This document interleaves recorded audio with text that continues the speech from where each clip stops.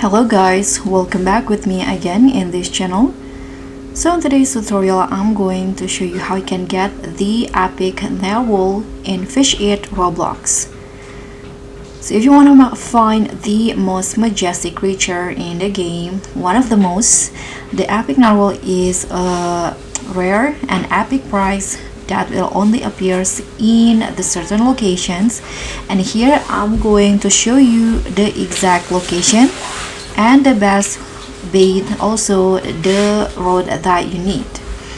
So for the location, the narwhal is one of the catches in the ocean, so you can just go fish anywhere in the ocean, but for me, I got it while I do the Megalodon hunt. So you can just follow what I do if you want to. In here you can just catch the narwhal here, and for the rod I'm using the element rod and also the singularity bait.